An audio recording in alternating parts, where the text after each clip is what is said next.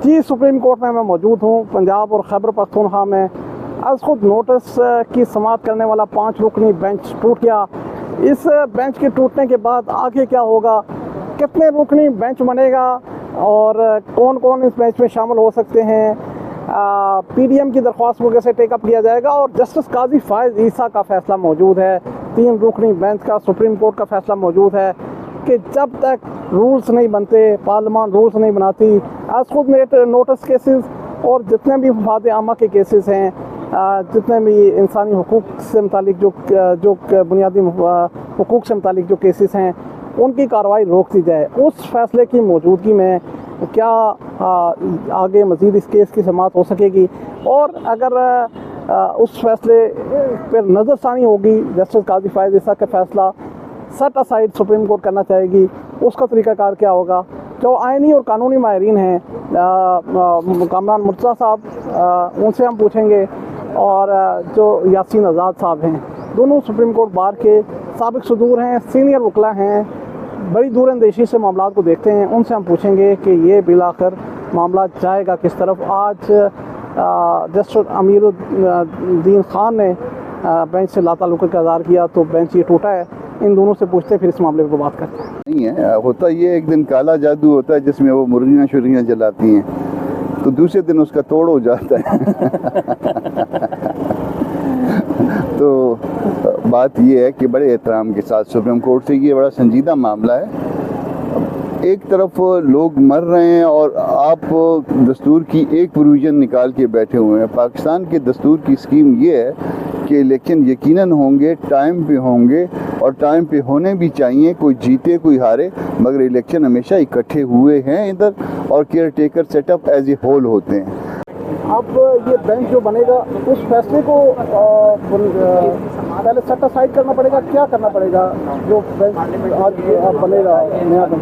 देखिए, वो काजी फायज ईसा का फैसला नहीं है बल्कि कोर्ट का फैसला है, और कोर्ट का जब कोई जुडिशल जजमेंट होगी, कोई जुडिशल वर्डिक होगी, तो उसको वो इम्प्लीमेंट होगी, वो सुप्रीम कोर्ट का फैसला है।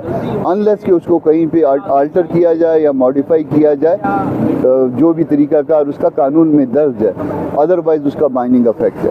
तो ये रिव्यू में ये गवर्नमेंट जाएगी, जो पोजीशन है वो जाएगी, क्या होगा, क्या उस काजी फायज ईसा की जो कोर्ट है उसका फैसला कैसे वापस होगा और उससे पहले इसकी समाअत हो सकती है? देखिए, उसकी ये अब पहले उसकी समाअत होनी चाहिए। उस वक्त तक कोई केस जो है ना वो 184(3) वाला नहीं चल सकता जब तक वो फैसला फील्ड में है।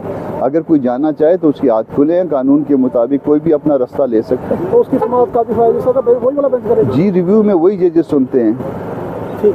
इस फैसले को सेट असाइड करने के लिए तो उसका जो है रिव्यू कोई दायर करेगा, उसका भी एक बाकायदा प्रॉपर प्रोसीजर होता है, क्योंकि वो फैसला भी 3 जजेस का है, जिसमें से 2 जजेस साहिबान ने उस फैसले को एंडोर्स किया है, काजी साहब ने और अमीनुद्दीन खान साहब, और अमीनुद्दीन खान साहब इस बेंच से रिक्यूज कर गए। अब नेचुरल है कि बेंच दोबारा रिकॉन्स्टिट्यूट होगा, लेकिन मेरे नुक्ता नज़र के मुताबिक जो बेंच रिकॉन्स्टिट्यूट होगा तो उसमें ये 4 का नहीं होगा, वो 5 का होगा या 3 का होगा, क्योंकि फिर अगर 2 जजेस की राय एक हो जाती है और 2 दूसरी तरफ हो जाते हैं तो यहाँ रेफरी जज का तस्वर हाई कोर्ट में तो है, यहाँ किसी किस्म का तस्वर कोई नहीं है।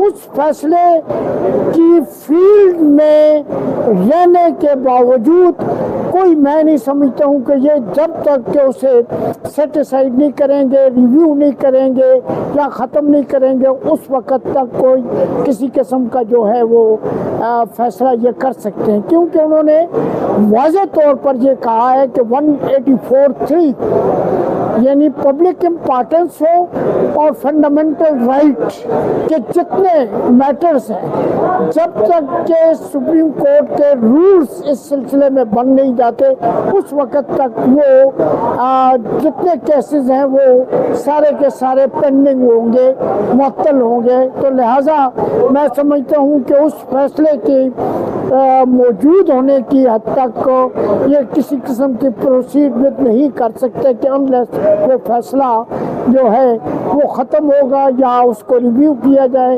या उस पर नज़रसानी की जाए या उसको किसी तरह से जो है वो मुअत्तल किया जाए। जी, आपने दोनों सीनियर वकला सुप्रीम कोर्ट बार के साबिक सदूर जो हैं इनकी बात सुनी, कमरान मुर्तज़ा और यासीन आज़ाद साहब। इनका यही कहना है कि जब तक जस्टिस काजी फायज़ ईसा के जो फैसला है 3 रुकनी बेंच का वो मौजूद है, उस फैसले को जब तक सेटिस्फाइड नहीं किया जाता, उस फैसले के पर नज़रसानी नहीं की जाती, तब तक आज खुद से नोटिस से मुतालिक और जितने भी